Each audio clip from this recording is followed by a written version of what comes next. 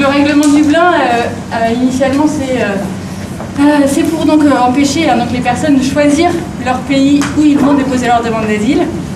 L'idée, c'est que donc ils arrivent en Europe et sera le pays qui sera responsable de leur demande d'asile, c'est soit le premier pays où ils seront rentrés, soit le pays où ils auront déposé leur première demande d'asile.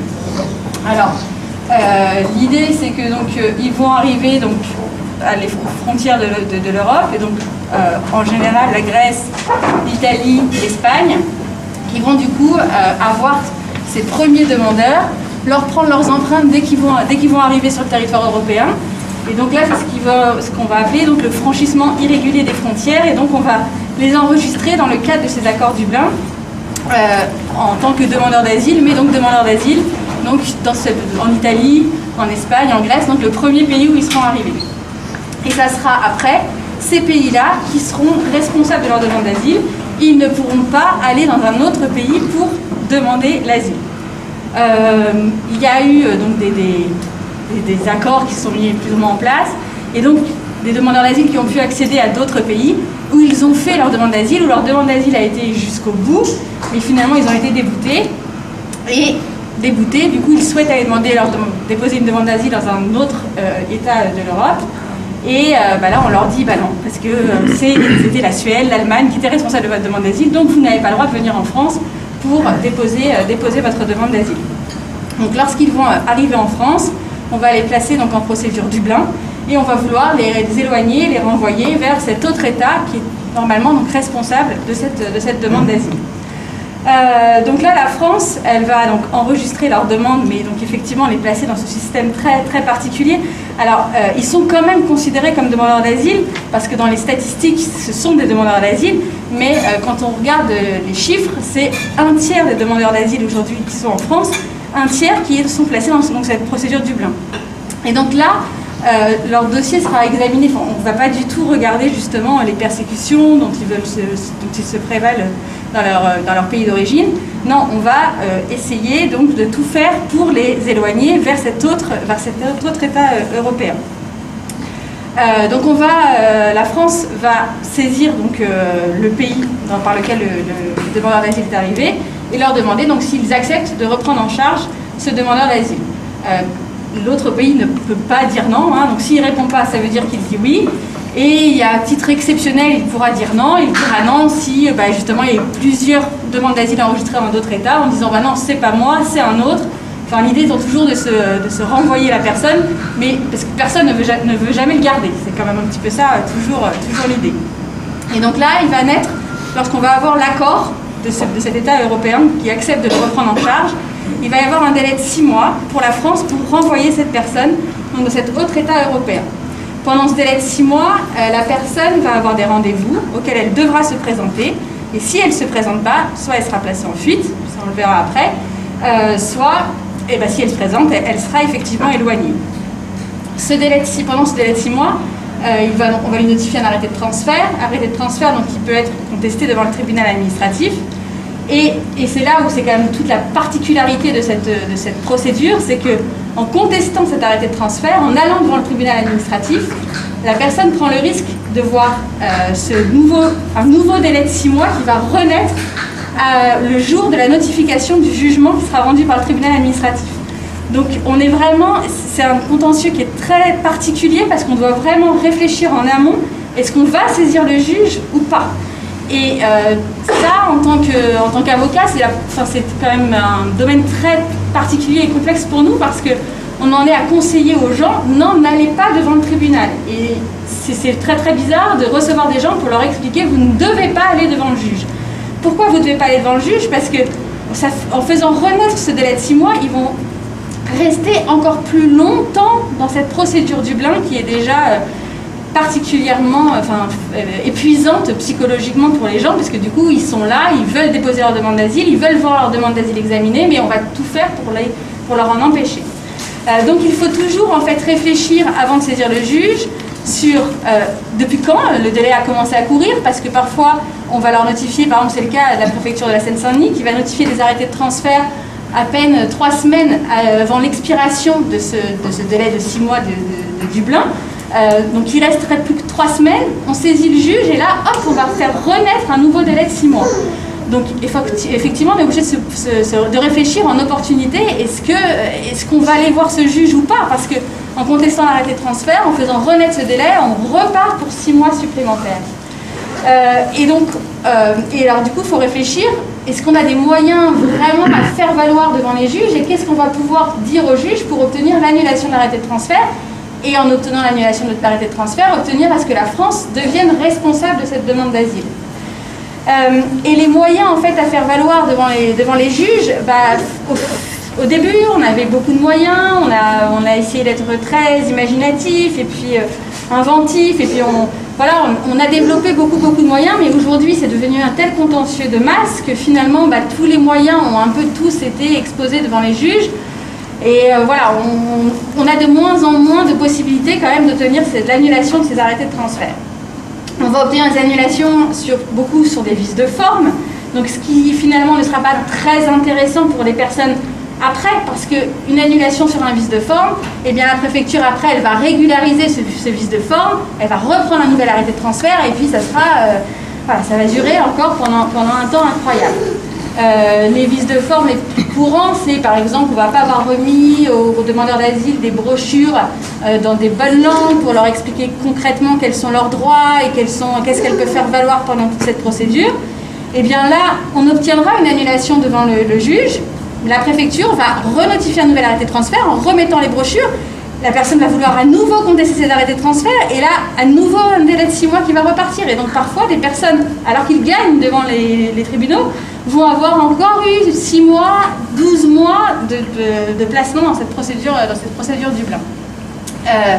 Donc il y a ces vices de forme et après, alors, ce qui est le plus intéressant, et parce que là on obtient à ce que la France devienne responsable de la demande d'asile, c'est lorsque l'on obtient les annulations sur des problèmes de fond. Alors les problèmes de fond, ça sera justement pour expliquer que le pays dans lequel ils ont eu leurs empreintes de prise lorsqu'ils sont arrivés en Europe, ce pays connaît des défaillances systémiques sur la prise en charge des demandeurs d'asile dans leur État. Et du fait de ces défaillances systémiques, ils ne sont pas en mesure de traiter la demande d'asile de la personne et dès lors, la France doit être responsable de cette demande d'asile. Alors ça marche par exemple avec la Grèce. Aujourd'hui, on ne renvoie plus les demandeurs d'asile en Grèce parce qu'il est unanimement considéré, et ça depuis quand même longtemps, que ce soit par la CJUE, par la CEDH, c'est acté que la Grèce n'est pas en mesure d'accueillir les demandeurs d'asile et que les demandes d'asile surtout ne sont pas correctement traitées en Grèce. C'est également admis pour la Hongrie parce que les demandeurs d'asile en Hongrie leurs demandes d'asile sont traitées d'une manière totalement inadmissible, en à peine quelques jours, et sans qu'ils puissent faire valoir aucun de leurs droits. Et de toute façon, la législation en Hongrie vraiment est contre les droits des demandeurs d'asile. Et donc ça, c'est pareil, ça a été admis par la CJUE qui a dit effectivement qu'on ne pouvait pas renvoyer les demandeurs d'asile en Hongrie. Par contre, on a beaucoup plus de mal à le faire valoir avec la Bulgarie, par exemple, alors qu'on sait que les demandeurs d'asile sont très très maltraités en Bulgarie. On a eu de très nombreux cas de traitements inhumains et dégradants qui sont créés contre les demandeurs d'asile lorsqu'ils arrivent en Bulgarie. Il y a eu des plaintes qui ont été déposées auprès de la Commission européenne, parce que des demandeurs d'asile nous avaient raconté comme ils étaient poursuivis par des chiens, comme ils étaient placés dans des fourgons des fourgons de la police en plein soleil pendant 12 heures sans à boire ni à manger. Donc grâce à tout ce qu'ils ont pu nous raconter, des plaintes ont pu être déposées, sauf que cette plainte devant la Commission européenne, elle est toujours en cours actuellement. Et pour l'instant, les juges que nous on rencontre devant les juridictions administratives, ils ne sont pas tout à fait enclins à faire droit à ces demandes. Alors parfois oui, quand les personnes vraiment ont des récits très très très détaillés et avec des certificats médicaux justifient de ces morsures de chiens qu'ils ont pu subir lorsqu'ils étaient en Bulgarie. Mais ça reste quand même des cas assez rares de réussir à faire reconnaître qu'il y a eu une défaillance systémique dans la prise en charge des demandeurs d'asile en Bulgarie. Il y a le cas de l'Italie, mais alors l'Italie c'est pareil. L'Italie, il y a eu des juges qui ont pu considérer qu'il y avait des difficultés en Italie, mais en Italie, Les juges, en général, ne veulent pas considérer qu'il y a des défaillances systémiques en Italie. Alors les juges nous répondent très souvent que, vous savez, la situation en France, c'est un peu pareil, les demandeurs d'asile, comme en Italie, ils sont dans des campements dans des conditions complètement inhumaines. D'ailleurs, vous savez bien que la France aussi a été condamnée par la CEDH. Donc les juges se retranchent aussi derrière ce point de vue en disant, finalement, la France, l'Italie, bon, c'est un peu la même chose. Donc on ne va pas dire qu'il y a des défaillances systémiques en Italie. Alors il y a quelques juges qui quand même vont un peu plus loin en disant que sans considérer qu'il y a des défaillances systémiques en Italie, on va considérer qu'il n'y aura pas une prise en charge correcte de la demande d'asile, que la demande d'asile ne sera pas correctement traitée, et pour cette raison, on ne doit pas les renvoyer en Italie. Mais ça reste des décisions quand même assez à la marge, parce que de toute façon, donc, dans ce contentieux très spécifique, on est toujours devant des juges uniques, et donc c'est la position d'un juge, et donc malheureusement, quand c'est un juge, voilà, ça va être à beaucoup son idéologie, sa façon de voir les choses, et du coup, ça nous bloque aussi quand même beaucoup. Donc sur les défaillances systémiques, c'est à peu près donc ces pays-là qui sont le plus souvent, dont les défaillances systémiques sont les plus souvent invoquées. Après, la grande autre difficulté qu'on va rencontrer pour ces personnes qui sont en procédure Dublin, c'est ceux qui ont eu leur demande d'asile qui ont été enregistrées et traitées dans d'autres pays de l'Union européenne, mais dont ils se sont vus débouter de leur demande d'asile. Donc une très grande majorité des cas, c'est par exemple pour les demandeurs d'asile afghans, qui ont eu, parce que l'Allemagne et la Suède, la Finlande, pendant un temps, en 2015, ont accepté un grand nombre de demandeurs d'asile afghans pour finalement en rejeter une très grande quantité. Parce qu'il y a quelque chose auquel l'Union européenne n'a pas du tout pensé. En fait, ils se sont dit, on va obliger les gens à ne déposer une demande d'asile que dans un seul État européen. Les gens, surtout, n'auront pas le droit de choisir leur pays.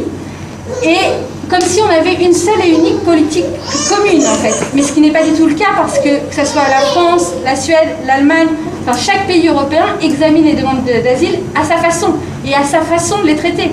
Et on ne va pas les critiquer comment la Suède examine ses demandes d'asile, parce qu'on n'a pas à critiquer comment la Suède examine ses demandes d'asile, surtout que la Suède, pour le coup, traite beaucoup mieux que les Français les demandeurs d'asile, parce que en Suède, ils sont vraiment bien pris en charge, ils sont dans des logements appropriés, ils ont des cours de suédois, et d'ailleurs les demandeurs d'asile qui viennent de Suède parlent très souvent parfaitement le suédois, c'est très impressionnant, ils savent l'écrire, donc il y a une très bonne prise en charge là-bas. Le seul problème, c'est qu'ils n'examinent pas les demandes comme nous, et surtout, ils n'ont pas les mêmes points de vue que la France sur la situation en Afghanistan.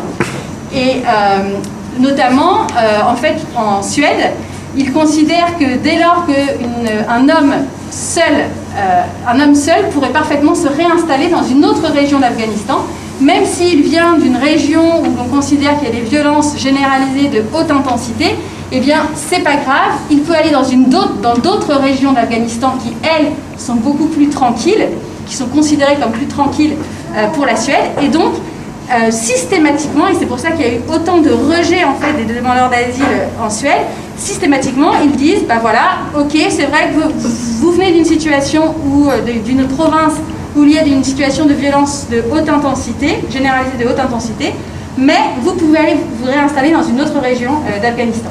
Ce n'est pas la position de la France. La France, elle, considère que dès lors qu'un demandeur d'asile vient d'une province où il y a une situation de violence généralisée de haute intensité, il doit obtenir une protection, à tout le moins la protection subsidiaire.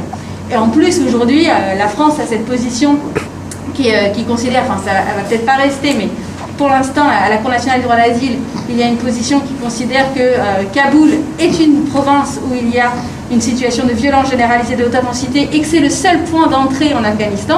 Donc aujourd'hui, en France, une personne qui arrive à faire reconnaître sa nationalité afghane a quand même 90% de chances d'obtenir une protection. Ce qui n'est donc pas le cas dans les autres pays européens. Mais à partir de là, il est tout à fait normal qu'un demandeur d'asile afghan débouté en Allemagne, en Suède, vienne en France pour solliciter une protection en France. Donc ça, c'est des arguments qu'on essaye de faire valoir devant le juge administratif, en indiquant qu'il y aurait des risques de traitement inhumain et dégradant par ricochet.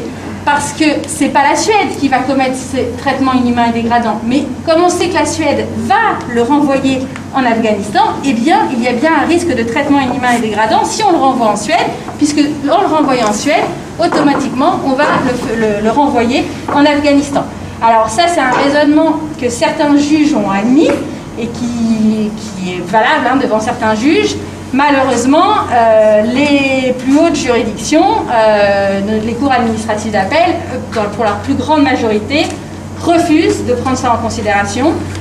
Ils se cachent derrière la confiance légitime qu'il y a entre chaque État européen. Et donc, ils disent, voilà, nous avons confiance dans ces autres États européens. Donc, moi, je ne veux pas savoir ce qui se passera quand on le renverra en Suède ou en Allemagne. En gros, ce n'est pas mon problème. Moi, j'ai confiance dans ces autres États européens. Donc, à partir du moment où j'ai confiance en eux, je leur confie le demandeur d'asile, eh bien, je suis certain que tout se passera bien. Et puis, il pourra éventuellement voir sa demande d'asile réexaminée.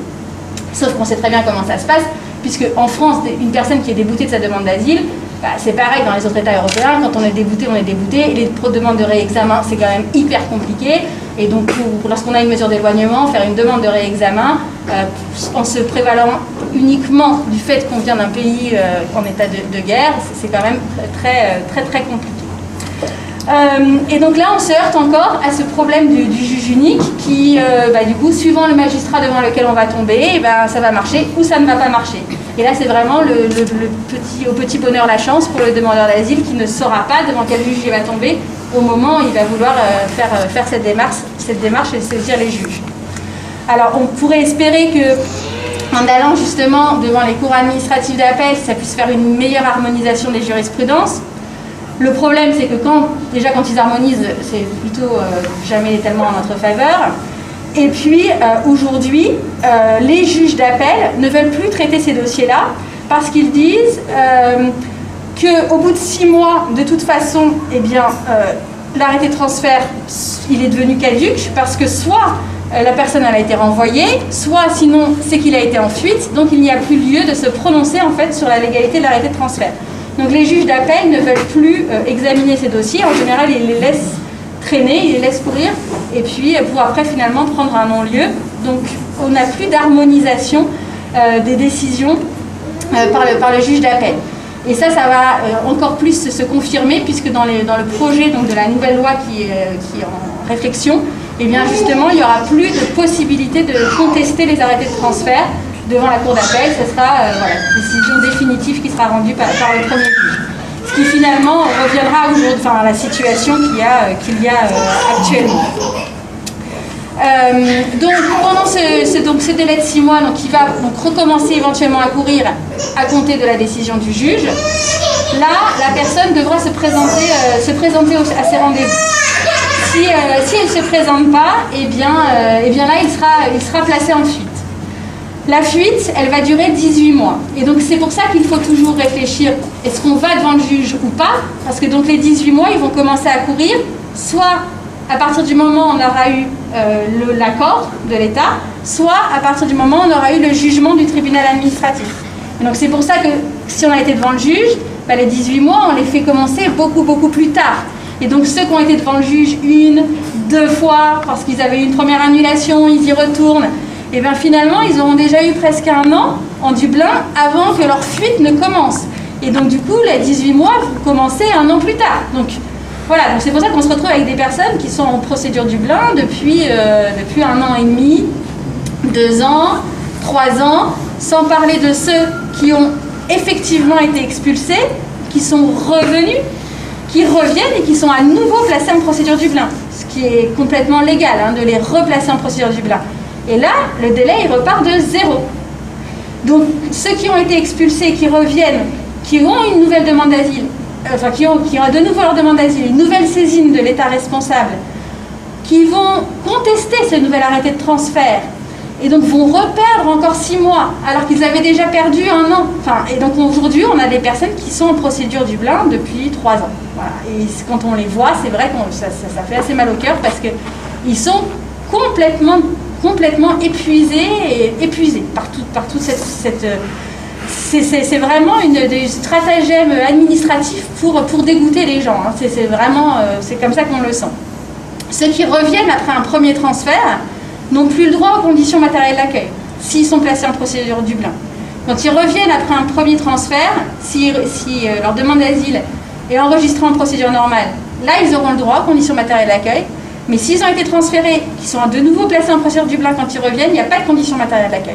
Donc là, les mois qui vont suivre vont quand même être vraiment très longs, parce que même si les conditions matérielles d'accueil, elles sont assez pourries et c'est vraiment pas grand-chose, mais c'est quand même déjà ça. Quand il n'y a pas ça, c'est quand même encore plus compliqué.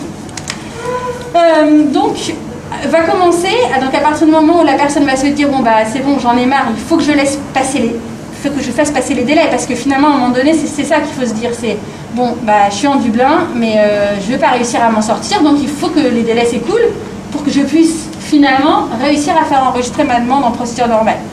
Et bien là, donc ces 18 mois, donc quand ils vont commencer à courir, donc il ne va plus se présenter au rendez-vous, là après il perd tout. Il perd les conditions matérielles d'accueil. S'il y avait un petit hébergement dans un UDA, eh ben, il se fera mettre dehors de son UDA. Et puis bah, il perdra l'argent. Tout ça sera difficilement contestable dès lors qu'il ne se sera pas présenté au rendez-vous. Alors, le mieux, bien évidemment, c'est d'essayer d'avoir des excuses pour dire on n'a pas été au rendez-vous, mais il faut inventer des excuses, quoi. Parce qu'en inventant des excuses, ça nous permettra ensuite d'aller devant le tribunal et donc de contester le placement en fuite et puis bah, le fait qu'on lui ait suspendu les conditions matérielles d'accueil. Voilà. Et comme ça permettra d'avoir cet enregistrement en procédure normale sans attendre la fin des 18 mois. Parce que sinon, donc il faudra attendre la fin de ces 18 mois. Et à l'issue de ces 18 mois, et bien là seulement, il pourra retourner en préfecture et demander donc l'enregistrement de sa demande d'asile en procédure normale, qui là normalement ne devrait pas poser trop de difficultés parce que la France a l'obligation, après les 18 mois, d'enregistrer cette demande d'asile en procédure normale. La France est devenue responsable de la demande d'asile. Et les préfectures essayent parfois, pour des raisons diverses, de ne pas enregistrer cette demande, mais ça c'est totalement impossible et illégal. Hein. La France, elle est devenue responsable. Alors dans les projets actuellement, hein, parce que alors, vous avez peut-être entendu que la Commission européenne a dit nous allons abolir le Dublin. J'ai le terme qu'elle a dit, mais c'est complètement faux. Hein. C'est pas parce qu'ils disent ça, mais finalement, quand on lit ce qu'ils veulent faire, c'est pas du tout ça. Et donc, ils veulent complètement maintenir le Dublin. Hein. Elle dit simplement nous allons mettre plus de. Enfin, que si un demandeur d'asile a déjà des membres de famille dans un autre État de l'Union européenne, il pourra les rejoindre. Mais c'est déjà ça actuellement dans le règlement Dublin. Il y a des clauses qui permettent justement à ce que la demande d'asile soit enregistrée dans un autre État, en choisissant l'État, parce que justement il y a des membres de famille dans cet autre État. C'est déjà le cas. Alors ils évoquent une question, ça c'est pas vraiment encore dans le règlement Dublin, c'est s'il a déjà fait des études dans le pays de l'Union européenne dans lequel il voudrait déposer sa demande d'asile, ou s'il a un travail dans ce pays-là. Je ne vois pas trop qui ça concernera, mais voilà, ce seraient les seuls cas pour moi qui changent quelque chose, parce que sinon le Dublin, il restera comme avant. D'ailleurs, dans ce qu'ils nous racontent actuellement, ils disent bien qu'on veut vraiment maintenir le fait que c'est le pays d'entrée qui reste responsable de la demande d'asile, donc on est pareil. Et là, par contre, ce qui est vraiment catastrophique, c'est pour ça que j'en parle là quand je parle de la fuite, c'est qu'ils voudraient passer la fuite sur 36 mois à la place de 18 mois. Et ça c'est vraiment une catastrophe, parce que déjà quand on expliquait aux gens, bon, il faut attendre 18 mois, les gens nous disaient, c'est super long, qu'est-ce que je vais faire pendant 18 mois? Mais là, c'est pas pendant 18 mois, pendant 36 mois, là, voilà. Et bon, ben, c'est dans les projets, hein, on ne sait pas si ça va passer ou pas. Après, vu le contexte, tout ça, je ne vois pas tellement pourquoi ça ne passerait pas. Parce que c'est quand même leur idée, de toute façon, c'est de décourager les gens. Donc, il faut les décourager par tout moyen. Et eux, ce qui les énerve le plus, c'est ces personnes qui restent, hein, alors que leurs 18 mois sont finis, enfin qu'ils sont censés être envoyés, qu'ils restent pour enregistrer leur demande d'asile. Sur les personnes qui sont, sur ceux qui donc, ont été en fuite, qui vont avoir donc, leur demande d'asile ensuite enregistrée en procédure normale, la grande difficulté actuellement, c'est qu'on leur refusera les conditions matérielles d'accueil. Donc ils auront perdu les conditions matérielles d'accueil pendant qu'ils étaient en fuite. Ils se disent, ah bah ça y est, je passe en procédure normale, je vais pouvoir avoir les conditions matérielles d'accueil. Bah non. Ben non, parce que le Conseil d'État a dit que l'OFII avait simplement une obligation de réexaminer leur situation. Et encore, il faut avoir demandé à l'OFII, hein, donc c'est pas automatique. Il faut faire une demande de rétablissement à l'OFII. Et l'OFII peut dire non en se fondant sur 3 critères, donc du coup c'est énorme, en se fondant sur le fait de pourquoi est-ce qu'ils n'ont pas respecté leurs obligations initiales. Donc finalement, beaucoup de gens ne peuvent pas justifier pourquoi ils ne sont pas rendus au premier rendez-vous, parce qu'ils ne sont pas rendus au rendez-vous parce qu'ils ne voulaient pas être renvoyés dans le pays. Donc, pour cette raison-là, on peut leur refuser les conditions matérielles d'accueil. Ou alors, s'ils ne justifient pas d'une vulnérabilité particulière ou de besoins particuliers dans le cadre de leur demande d'asile. Donc, ne pas justifier d'une vulnérabilité particulière, en gros, c'est de ne pas être très très malade. Et ce qui est en plus assez incroyable, c'est qu'on va demander aux demandeurs d'asile d'aller trouver un médecin, qu'il fasse un certificat médical super circonstancié pour expliquer ses problèmes de santé, pour avoir le droit aux conditions matérielles d'accueil. Mais sauf que au moment où il doit aller voir le médecin, il n'a pas les conditions matérielles d'accueil. Donc comment est-ce qu'il va voir son médecin? Il n'a pas d'assistante sociale pour l'aider, il n'a rien, quoi. C'est quand même toujours assez compliqué. Et donc c'est pour ça qu'on va se retrouver actuellement donc, dans les campements avec des personnes qui sont en procédure normale, donc qui ont leur demande, dont la France est responsable de la demande d'asile, dont la France doit examiner leur demande d'asile. Ils sont en procédure normale, mais pourtant ils n'ont pas les conditions matérielles d'accueil, donc ils n'ont pas d'argent et ils n'ont aucun hébergement. Et ils ne peuvent faire valoir aucun droit. Et aujourd'hui, ça dérange pas grand monde.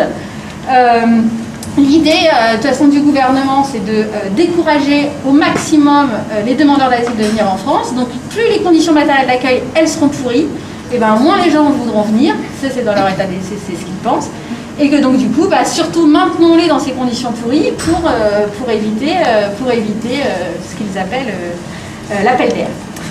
Donc, voilà. Donc, maintenant, on est dans ces situations très particulières avec donc, des demandeurs d'asile qui sont complètement épuisés. Et donc quand ils arrivent à la CNDA, après avoir eu donc, ces 4 années, 3 ans en Dublin, 1 année d'attente à l'OFPRA, et après ils ont leurs 2 ans d'attente à la CNDA, on a des personnes qui sont quand même complètement très fatiguées. Voilà, qu'est-ce que je pouvais vous raconter de sur le Dublin? Vous avez fait c'était très intéressant, je pense que tout le monde a été très... Mais je pense que si on peut passer aux questions, ça sera beaucoup pour l'avancée que le programme. D'accord, ok. Non, j'ai parlé vite, mais... Merci.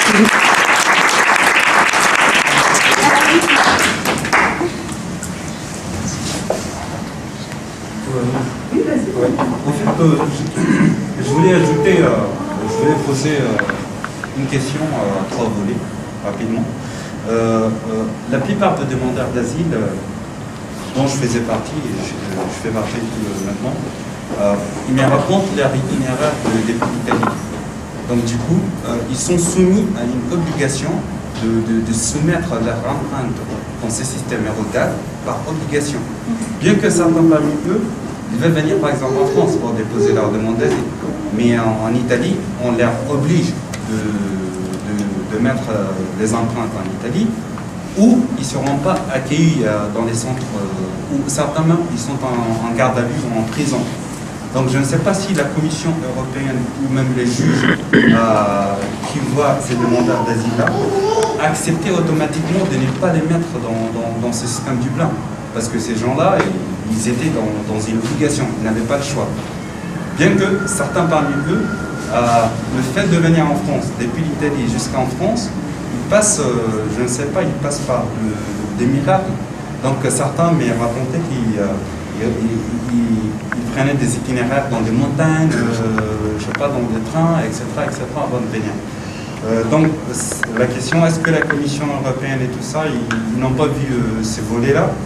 Et j'ajoute rapidement, entre les demandeurs d'asile tchadiens et soudanais, on partage presque le même problème. Au Soudan, bien qu'il y ait des problèmes au Darfour et tout, au Tchad aussi, il y a des problèmes au nord du Tchad. Jusqu'en ce moment-là, il y a toujours la rébellion qui est là-bas et tout. Mais la plupart des demandeurs d'asile tchadiens, ils sont, soi-disant, à 80%, 90%, ils sont refusés. Ils passent à la CNDA et là, il faut être chanceux pour obtenir sa demande d'asile. est-ce que, franchement, la France, je ne sais pas, hein, est-ce que cette particularité qu'on donne à un certain pays et n'est pas donnée à un autre pays, est-ce que cela est vu, je ne sais pas comment poser cette question, parce que pourquoi on donne une priorité à un pays et pas à un autre pays? Alors, et je vais finir par ça. Je vais finir juste par... j'accompagnais un demandeur d'asile à la CNDA. C'était un ami à moi. Et pendant la séance d'audience et tout, le juge avait posé des questions claires, précises. Et monsieur l'interprète, il a mal interprété. La première fois, j'étais étonné. Je levais ma main spontanément et tout, et ils ne m'ont pas donné la parole et tout. Une seconde fois, une troisième fois, et à la fin, quand je sortais, on m'a dit que, écoute, ça se passe comme ça. La personne qui m'a dit, c'est une personne qui assistait aussi, qui était à la salle, pas le juge, pas l'administration.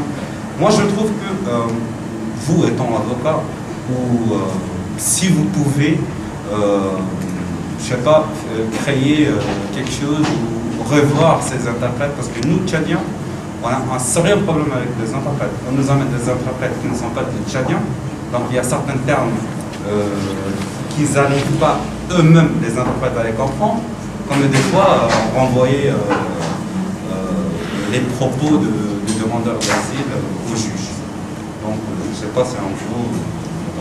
Alors, je vais commencer par l'histoire de l'Italie. En fait, c'est pour ça que j'avais commencé au début en disant qu'il y avait vraiment deux prises d'empreintes différentes. Il y a les demandes, ceux qui ont eu leur demande d'asile enregistrée et examinée dans un autre État. Et puis il y a le franchissement irrégulier de frontières. Donc ça, c'est le cas en Italie où effectivement les gens, ils n'ont pas le choix. On leur prend les empreintes quand ils sortent du bateau. Enfin, il n'y a pas le choix. Mais pour les juges, aucune différence. Et pour la Commission européenne, non plus. Parce que pour la Commission européenne, et ça ils le redisent là, dans les déclarations qu'ils ont faites encore cette semaine, pour eux, c'est le premier État dans lequel la personne est entrée qui doit être responsable de la demande d'asile. Et ça, ils le disent et ils le martèlent. Moi, je trouve, j'arrive pas très bien à comprendre la logique de cette... parce que pourquoi est-ce que l'Italie et l'Espagne devraient avoir tous les demandeurs d'asile africains? Parce que finalement, c'est quand même un peu ça, les voies d'entrée.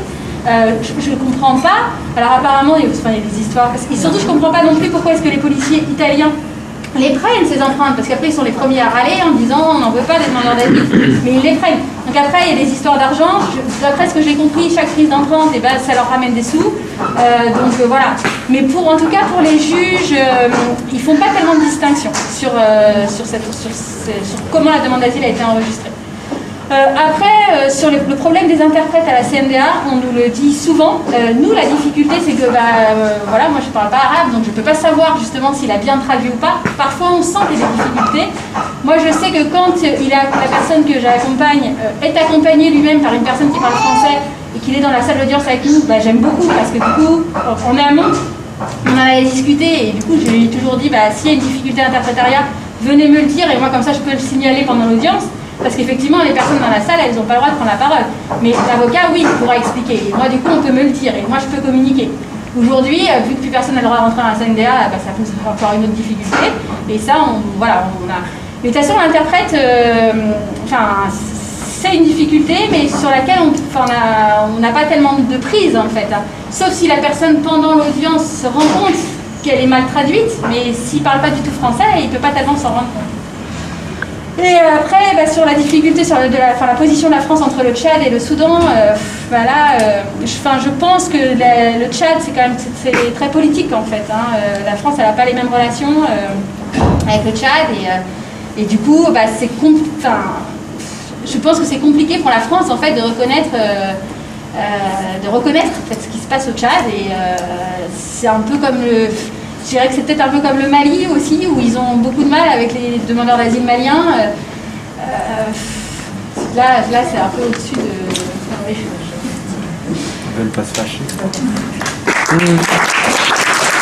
Sur les franchissements irréguliers de frontières, là en ce moment, leur grande idée quand même, c'est d'aller... que tous les demandeurs d'asile soient bloqués à l'extérieur de l'Europe. C'est ça en fait, dans ce qui émerge beaucoup là, et en fait le projet sur lequel ils travaillent, c'est de créer des grands campements en Libye et en Turquie qui seraient financés par l'Union européenne mais où tous les demandeurs d'asile seraient bloqués dans ces campements-là. Et justement, ils étudieront par rapport à la nationalité et par rapport du coup au taux d'acceptation qu'il y aura après en Europe. Et donc là, les exemples qu'ils citaient, c'est des Tunisiens et Marocains qui, eux, ont de faibles chances de succès par rapport à la nationalité en arrivant en Europe.